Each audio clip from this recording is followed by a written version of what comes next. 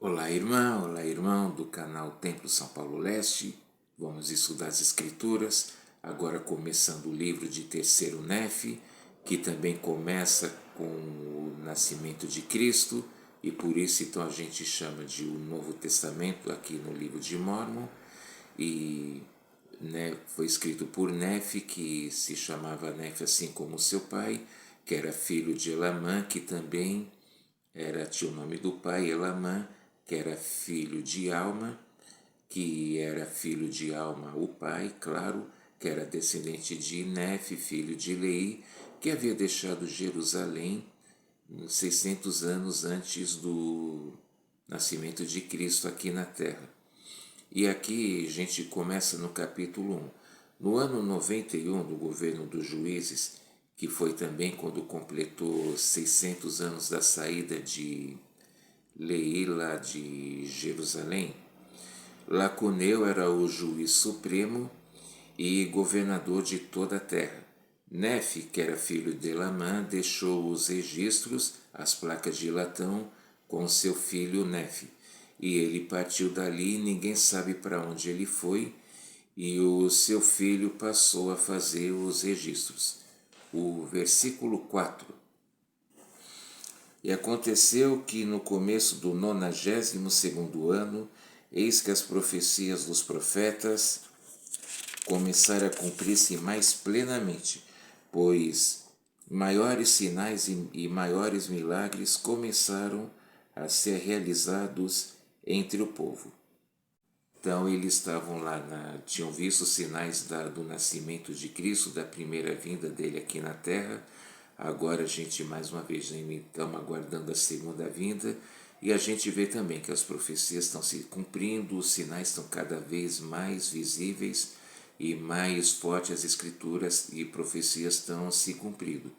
Mas teve aqueles que alegaram que o prazo dado por Samuel ou Lamanita havia se esgotado e começaram a zombar de seus irmãos e os perseguir, de modo que as pessoas que seguiam, que eram obedientes, eles começaram até mesmo a temer.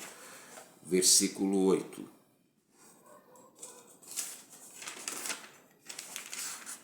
Deixa eu achar aqui.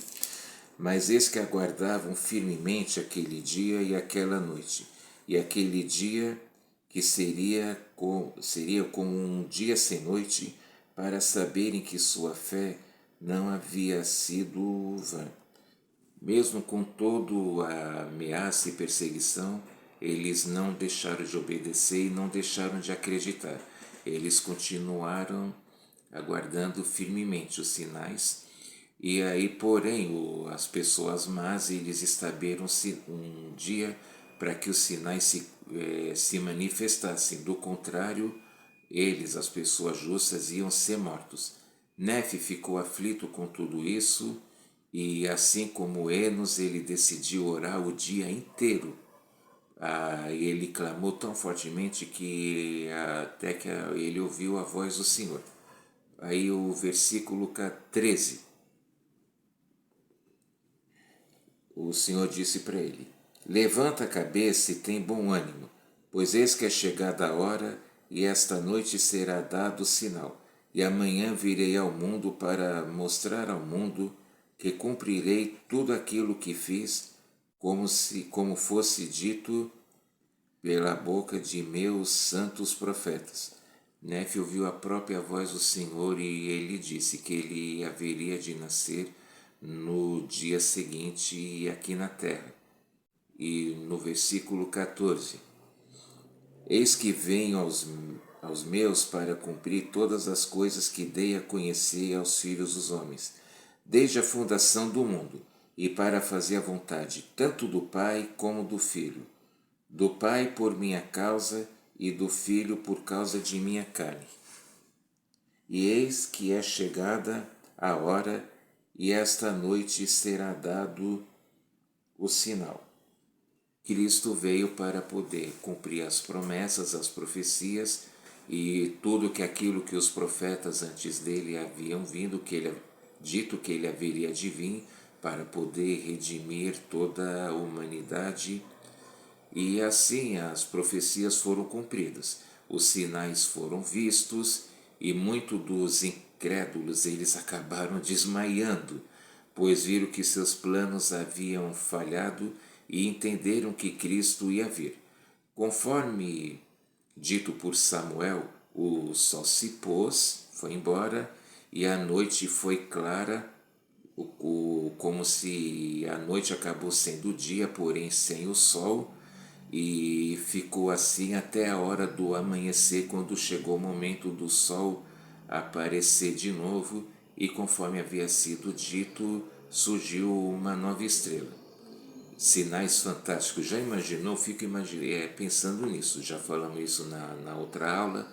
A gente vê o sol indo embora, porém o dia continuar, permanecer claro sem o sol, mas a noite ia acabar sendo clara e até o sol aparecer de novo. Então, novamente dizendo, pelas minhas contas, eles devem ter ficado umas 36 horas de claridade total. Fantástico e maravilhoso isso, você não acha? As profecias foram cumpridas. Mas o que aconteceu? O inimigo começou a inventar mentiras para desviar o povo. Mas a maioria das pessoas acreditou e se converteu. Nefe e outros homens justos eles pregaram e batizaram. E aí por alguns anos houve paz, exceto pelos ladrões de Gadianton, que por estarem escondidos eles apareciam assim de repente, roubavam e matavam, e cresciam devido os dissidentes nefitas se unirem a eles. O versículo 29.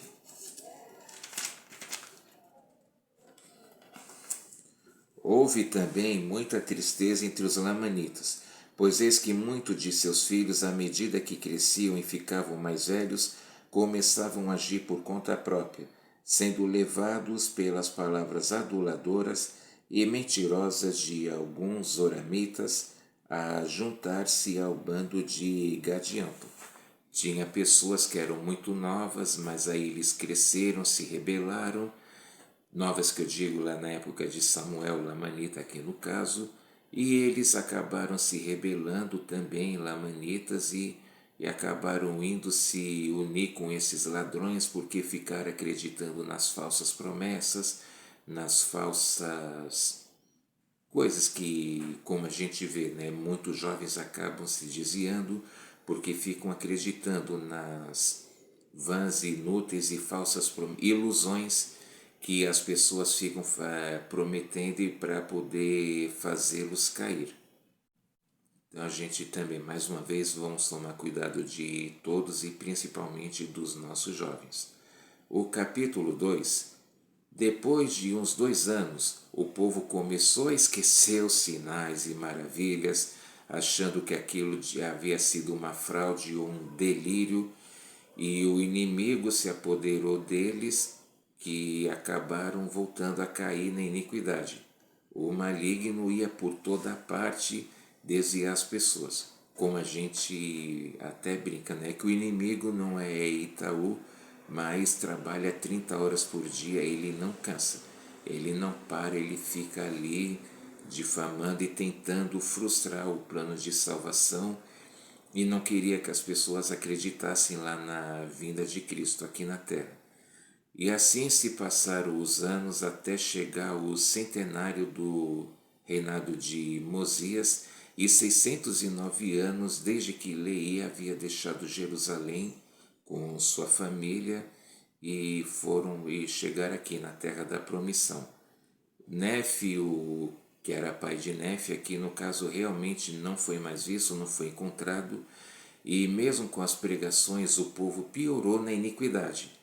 E no ano 13 surgiu guerras, brigas, e pois os ladrões de Gadianton aumentaram muito e matavam muitos e causaram grandes estragos nas cidades que eles iam, a ponto de os nefitas e os lamanitas se unirem contra eles. Vamos ver o versículo 12 do capítulo 2. Portanto, todos os lamanitas convertidos ao Senhor se uniram a seus irmãos, os nefitas, e viram-se obrigados a pegarem armas contra os ladrões de Gadianton, pela segurança de sua vida e de suas mulheres e filhos, sim, e também para garantir seus direitos e os privilégios de sua igreja e de sua adoração e sua independência e sua liberdade. Como a gente viu, então, os lamanitas decidiram se unir aos nefitas, eles se converteram e a conversão deles foi tão convincente, tão grande, que a maldição da pele lhes foi tirada e eles ficaram semelhantes aos nefitas. Aí no ano 14, os nefitas acabaram levando uma vantagem contra os ladrões. No ano 15, continuaram. Ter vantagem também sobre os ladrões de Gadianton, mas por causa de brigas e divisões, eles, os nefitas, acabaram perdendo. Conforme a gente vai ver agora no versículo 19. Hoje vamos ler bastante escrituras. E assim terminou o 15º ano, e assim o povo passava por grandes aflições, e a espada da destruição pendia sobre eles, de modo que estavam prestes a ser atingidos por ela, e isso em virtude de sua iniquidade. E o que aconteceu? Eles tiveram brigas, dissensões e por isso, e discórdia, e por isso eles acabaram sendo derrotados, tendo perdas. E nós também temos que vigiar. Isso não foi a servir aqui para aquela época, serve para nós também. Evitar as brigas, as discórdias. Muitas vezes a gente quer ser o dono da verdade, a gente nunca quer ser derrotado numa discussão ou num debate. Tem pessoas que às vezes, para poder se sair vitorioso no debate, chega ao ponto até de defender o que é errado, porque a pessoa quer ter razão, quer discutir, quer confundir a cabeça de outras pessoas.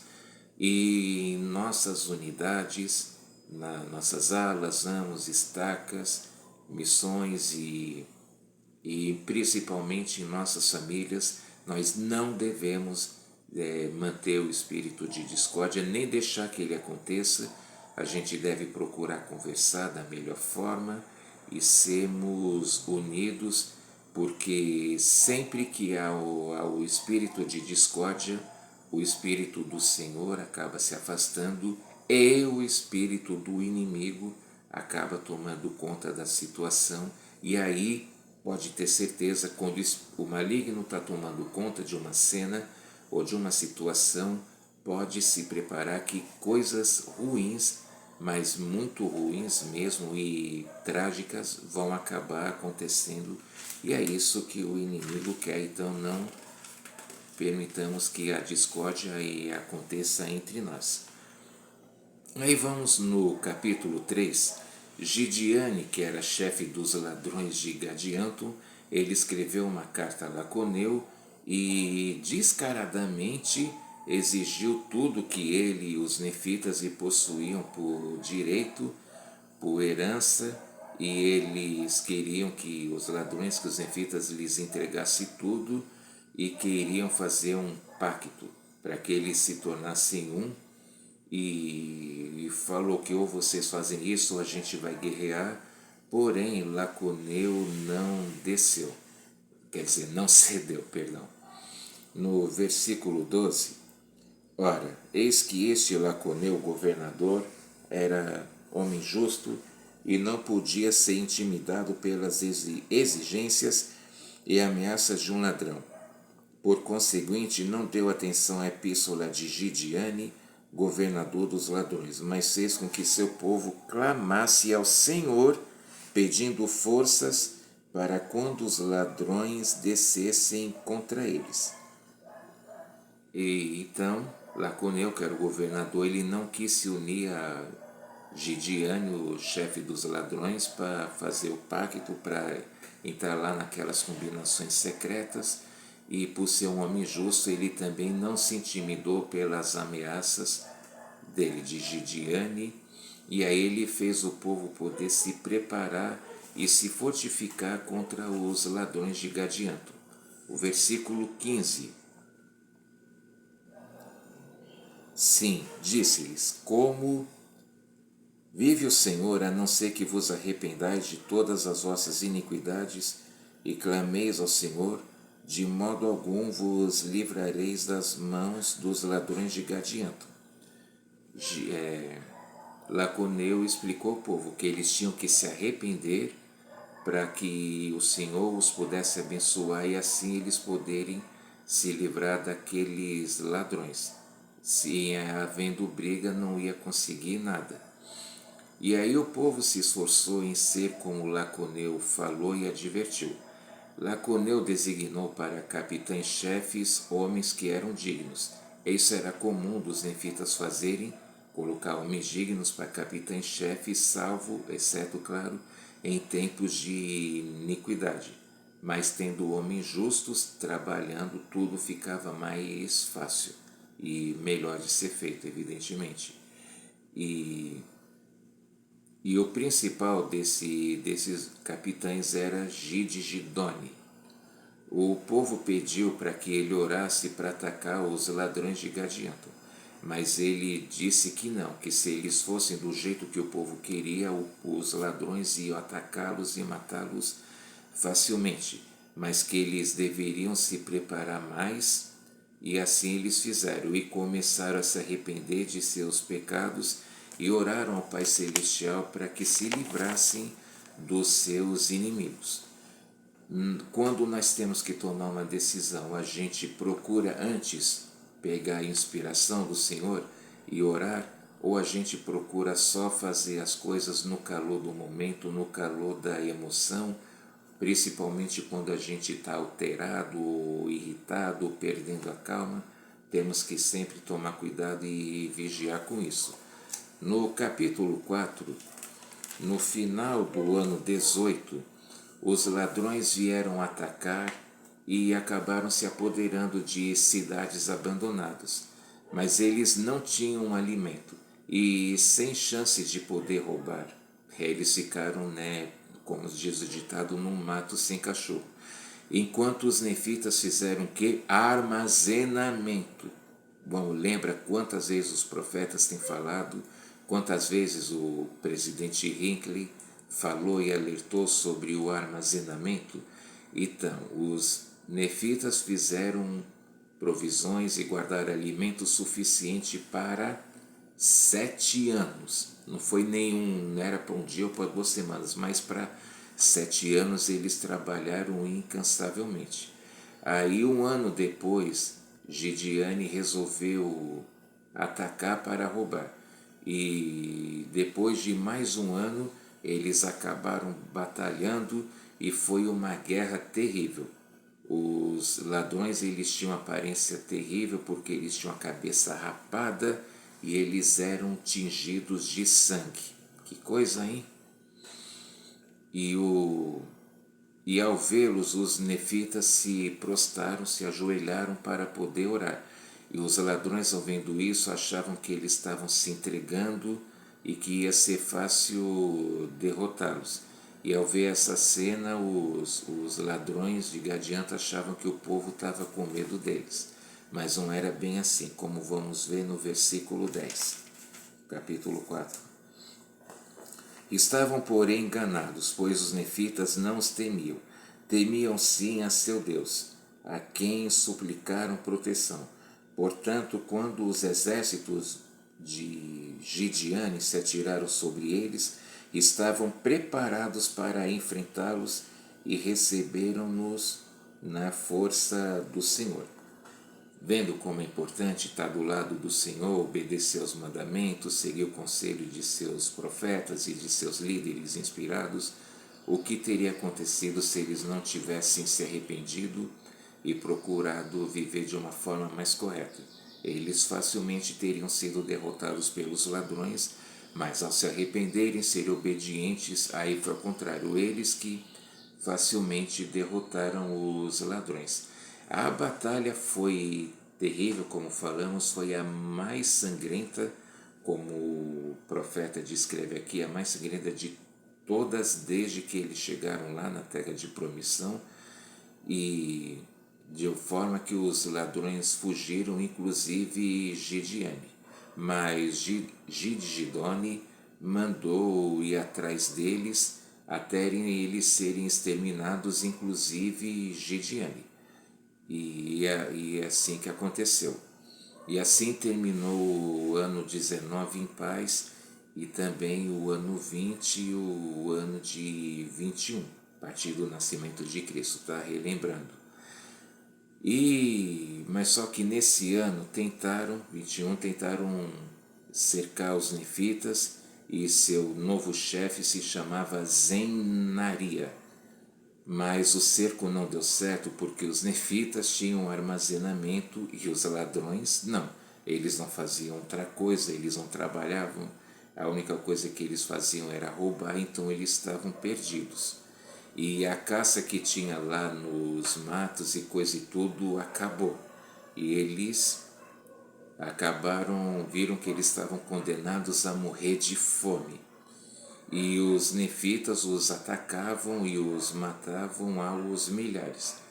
Zenaria fez os ladrões fugir e Gidgidone ordenou o ataque e continuavam a exterminar eles.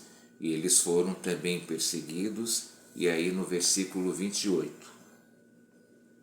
E capturaram Zenaria, seu chefe, e enforcaram-no numa árvore, sim, no topo da árvore até morrer.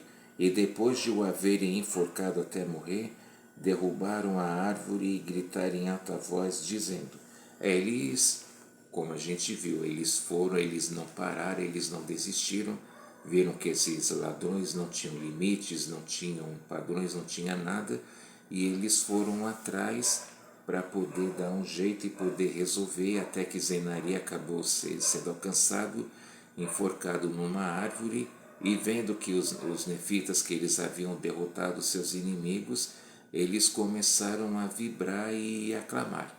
Versículos 31 e 32 agora. E aconteceu que em uníssono romperam em cânticos e louvores a seu Deus, pelo muito que havia feito por eles, tendo evitado que caíssem nas mãos de seus inimigos. Sim, e eles clamaram: Hosana ao Deus Altíssimo. E eles clamaram: Bendito seja o nome do Senhor Deus Todo-Poderoso, o Deus Altíssimo. O que eles fizeram? Renderam louvores, eles fizeram ação de graças. No hinário existem vários hinos que demonstram isso. Você pode procurar e deixa aí no comentário que hinos de ação de graças você gosta muito, você fica feliz, empolgado quando vê que vai ser cantado numa reunião, numa conferência ou num serão. Enfim, deixa aí no comentário, que a gente sempre possa lembrar do Senhor quando a gente recebe as bênçãos. Geralmente, quando não temos, a gente pede, e às vezes a gente acaba esquecendo de agradecer. A gente deve sempre agradecer com o mesmo empenho que a gente pede. E vemos aqui, né, novamente, as bênçãos do arrependimento, deles terem se corrigido, deles terem procurado fazer a vontade do Senhor. Aí o capítulo 5. Os nefitas continuaram louvando e reconhecendo o arrependimento. Versículo 2. E sabiam que era necessário que Cristo tivesse vindo, por causa dos muitos sinais que haviam sido dados segundo as palavras dos profetas, e em virtude das coisas que já haviam acontecido. Sim, sabiam que era necessário que se cumprissem todas as coisas conforme anunciadas. Mais uma vez aqui o livro de Mórmon dando testemunho de Cristo, da vinda de Cristo e da sua fundamental missão aqui na Terra, que era poder nos dar o exemplo e se sacrificar para poder fazer a expiação, orar e por todas as pessoas, sentir todas as dores e que nós haveríamos de ter, para que a gente pudesse um dia se arrepender também. E fala a respeito, né, da vinda de Cristo era necessária porque ele era o único que poderia ser o nosso Salvador. E aí os ladrões tiveram oportunidade, os ladrões que estavam presos, perdão, tiveram oportunidade de receber a pregação do Evangelho. E os que se arrependeram e fizeram um convênio de parar com aquela vida e agora viver uma vida nova, uma vida diferente, sem roubar, e que eles agora iam trabalhar e para poder ter as coisas, eles foram postos em liberdade. E os que não concordaram, eles foram condenados e punidos de acordo com a lei. Vamos ver no versículo 6. E assim acabaram com todas essas combinações iníquas e secretas e abomináveis, pelas quais tantas iniquidades e tantos assassinatos foram cometidos. Olha que interessante. As pessoas, os que falaram que iam parar com essa vida, eles cumpriram com a sua palavra. Então, naquela época, por muito tempo, a palavra de um homem tinha valor. Se ele falasse, ele fizesse convênio, ele acreditava. E a nossa palavra tem valor? O que a gente fala, a gente realmente cumpre? Ou a gente fica dando pretextos? É muito fácil a gente falar aqui do pessoal de antigamente, mas trazendo para os nossos dias e nós, o que nós estamos fazendo. E assim se passou do ano 21 até o ano 25, e muitas maravilhas aconteceram. E Mormon, que estava aqui, né, que é o profeta que leva o nome do livro, ele fez um breve comentário de seu povo. Vamos para o versículo 13. É um versículo importantíssimo, que muitas missões inclusive usam esse versículo como tema, e nós podemos usar também em nossos chamados. Eis que sou discípulo de Jesus Cristo, Filho de Deus. Fui por ele chamado para anunciar sua palavra ao povo, a fim de que tenham vida eterna. Demais esse versículo, hein, gente? E nós também estamos tomando sobre nós os nossos chamados e se empenhando ao máximo, ao extremo, para que a gente e estamos também levando o evangelho a outras pessoas, estamos dando referência para os missionários que servem em nossas unidades. Versículo 14 agora. E tornou-se necessário que eu, de acordo com a vontade de Deus, de que as orações dos que morreram, que eram santos, fossem cumpridas segundo sua fé, fizesse um registro das coisas que aconteceram. Importante, tudo que é fundamental e que é edificante deve ser registrado, deve ser anotado, para o benefício das pessoas que possam algum dia, seja em breve ou no futuro, ler e também poderem ser edificados, fazer diários. E o livro de Mormon, as escrituras, eles são, pode-se dizer, por que não, o livro de Mormon é um diário, um relato de tudo que aconteceu, desde a saída de Leí e sua família em Jerusalém até no final de Moroni, que vamos ver depois futuramente. Aí o versículo 20. Eu sou Mormon, descendente direto de Leí. Tenho motivos para bendizer meu Deus e meu Salvador Jesus Cristo, que trouxe nossos pais da terra de Jerusalém. E ninguém o soube a não ser ele mesmo e aqueles que tirou daquela terra e deu a mim e a meu povo tanto conhecimento para a salvação de nossa alma. Mormon, ele está dando o testemunho aqui dele a respeito do nosso Salvador Jesus Cristo, e ele, né, realmente vamos falar mais uma vez quanto o livro de Mormon fala e explica e testifica da vinda e vida e da missão de Jesus Cristo aqui na Terra. E aí, depois disso, Mormon profetizou sobre a restauração, sobre que ia se acontecer nesses últimos dias, o Evangelho ia ser restaurado, ia ser feito a coligação de Israel, e também falou do profeta Joseph Smith, que ia ser o profeta que ia vir aqui para restaurar o Evangelho e a partir daí tudo ser restaurado aqui na terra. O versículo 26. E aí hão de conhecer o seu Redentor, que é Jesus Cristo, o Filho de Deus. E aí serão coligados dos quatro cantos do mundo para suas próprias terras, de onde foram dispersados. Sim, tão certo como vive o Senhor, assim sucederá. Amém. Esse falamos agora há pouco, então, e esse versículo está explicando exatamente isso.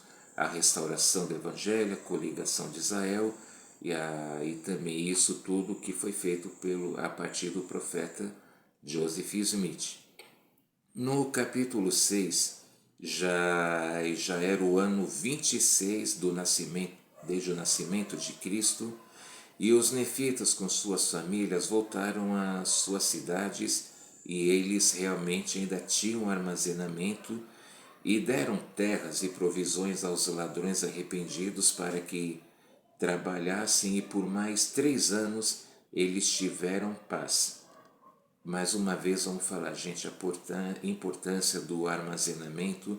Eu mesmo já passei momentos que eu fiquei desempregado, mas graças ao armazenamento, quando eu era solteiro, pela minha mãe, tá? Vou ser humilde e admitir ela que se dedicou mais em fazer isso, e agora depois de casado, a minha esposa, né? Então vemos a importância das mulheres, né, em nossas vidas e o quanto que o armazenamento ajudou. Teve momentos que eu fiquei aí desempregado, sem conseguir emprego, e o armazenamento de não conseguirmos, tá, fazer de tudo, mas o que foi possível nos ajudou e muito. Então é importante a gente armazenar. A gente nunca sabe quando pode acontecer uma tragédia, como que a gente viu agora aí no mês de maio lá no estado do Rio Grande do Sul, todas aquelas enchentes e devastações, ou quando a gente pode ficar desempregado, ou quando a gente pode ficar, já me aconteceu também, ficar uns meses sem poder trabalhar devido a um acidente de trabalho, e até que eu recebesse lá do INSS e tudo. É importante e fundamental a gente sempre fazer o armazenamento. E eles aí tiveram 3 anos de paz, que maravilha, né? Só que infelizmente no ano 29, vamos ver o que aconteceu no versículo 10. Mas aconteceu que no 29º ano começaram a surgir algumas disputas no meio do povo, e alguns se encheram de orgulho e ostentação, em virtude de suas imensas riquezas, sim, a ponto de provocarem grandes perseguições. Mais uma vez dizendo, gente, como que o orgulho é uma coisa destrutiva, como que o orgulho é algo terrível e como o orgulho leva as pessoas a se acharem melhores e querer se autoafirmar usando algum bem material. Mas a gente vai ver aqui uma lista de coisas que fizeram os nefitas acabarem se exaltando a si mesmo. Vamos ver o versículo 12. E começou a ser distinguido por classe segundo suas riquezas e oportunidades de instrução. Sim, alguns eram ignorantes por causa de sua pobreza e outros recebiam muita instrução por causa de sua opulência. Então, aí eles acabaram se distinguindo por classe, uns porque tinham mais dinheiro e outros porque tinham pouco. E uma coisa também, oportunidade de estudo, quer dizer, alguns se exaltavam no próprio conhecimento, e isso é algo erradíssimo. A gente deve usar o nosso conhecimento para ajudar e outras pessoas, não para ficar se exaltando, achar que por ter um diploma de faculdade, ou curso disso, ou curso daquilo, de universidade, MBA, mestrado, doutorado, tudo isso é inútil se a pessoa não tiver humildade. quer um exemplo grande? Dos 12 apóstolos originais, apenas um era realmente um homem bem estudado, que era Lucas. Os outros 11 não tinham a mesma formação que ele. Mateus era cobrador de impostos e outros eram pescadores. E Joseph Smith também, quando ele recebeu a primeira visão, ele era um jovem que ele não era estudado, e quando ele foi traduzir o livro de Mórmon também ele era uma pessoa simples e tal. E o Senhor sempre fala que é pelo simples que as coisas acontecem. Então a gente está sendo simples da moda do Senhor, a gente está usando isso para poder se exaltar. Então os orgulhosos estavam se exaltando enquanto os humildes eram mansos. E aí houve desigualdades e o que acabou provocando um racha na igreja. Isso não pode acontecer de jeito nenhum. A gente deve manter nossas unidades sempre unidas e fortalecidas, porque aí acontecia, né? Acabava tendo injúrias, ultrajes e fofocas. Nada dessas coisas deve acontecer. Aprendi na missão, meu presidente disse que a respeito de fofoca, quando a gente se põe a ficar falando mal ou difamando outras pessoas, nós não estamos com os olhos fitos na glória de Deus. Pelo contrário, a gente está somente na glória dos homens e aí o inimigo acaba tomando conta. Isso é importante, a gente deve tomar cuidado. E acabavam perseguindo os que não eram tão abastados. O juiz, aí na ocasião era Laconeu, que tinha o mesmo nome de seu pai, Laconeu. E aí apareceram homens inspirados para pregar sobre Cristo, e os do povo e os poderosos se iraram contra eles, porque acabou tão grande acontecendo ao orgulho que acabaram tendo advogados, juízes e pessoas que acabavam tendo poder e acabavam formando novamente uma sociedade secreta e acabavam secretamente matando os servos do Senhor. E assim eles mais uma vez desvirtuaram as leis. A corrupção, quantas empresas, cidades e países a gente já ouviu falar e acabou sendo destruído devido à corrupção, devido às pessoas desvirtuarem as leis e como a gente vê hoje em dia, o mal sendo chamado de bem e o bem sendo chamado de mal. Nós não devemos deixar isso acontecer, perdão. E se isso acontece, a gente não deve fazer parte. E chegamos no capítulo 7, esses homens e pessoas iníquas, eles queriam muito ter um rei. E aí no ano 30 eles acabaram assassinando o juiz supremo. E o povo acabou se dividindo em tribos. E a corrupção e os planos secretos estavam tão grandes que eles colocaram lá um cara chamado Jacó para ser seu rei. E Nefe, claro, ficou aflito com tudo isso. O versículo 16, capítulo 7. Assim, aflito com a dureza do coração deles e a cegueira de sua mente, foi para o meio deles, naquele mesmo ano, e começou a pregar ousadamente o arrependimento e a remissão de pecados pela fé no Senhor Jesus Cristo. Nefe fez o que? Ele mais uma vez ele pregou o arrependimento. E ele deve ter ficado, claro, preocupado com a situação do povo, porque eles estavam amadurecendo na iniquidade para sua destruição, e por isso ele os alertou. Só que eles se irritaram com o poder de Nefe, porque ele conseguia fazer grandes milagres. Versículo 19.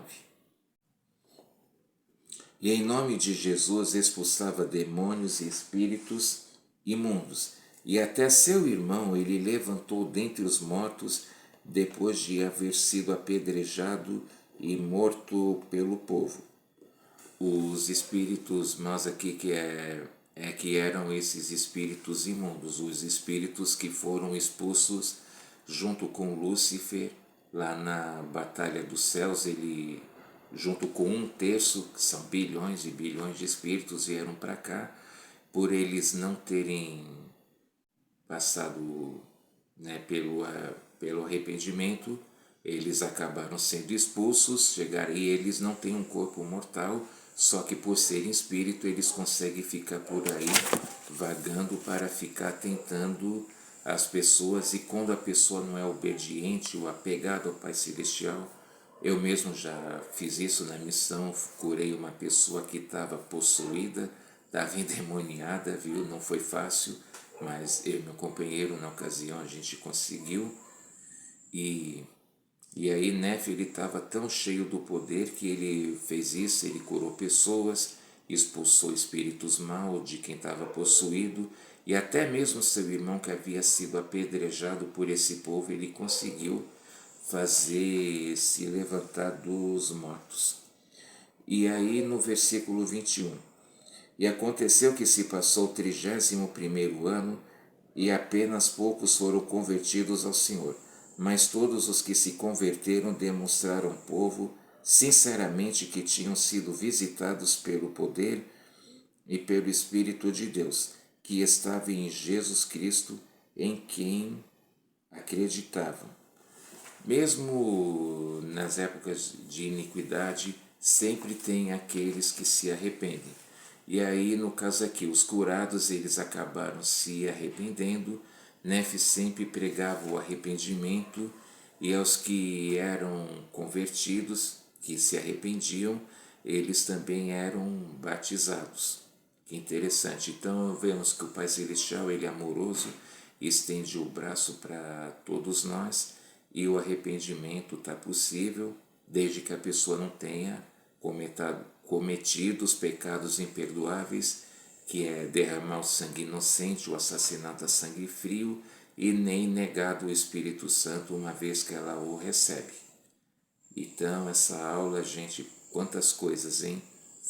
Espero que você goste, que eu fiz essa aula, claro, como sempre, com muito carinho.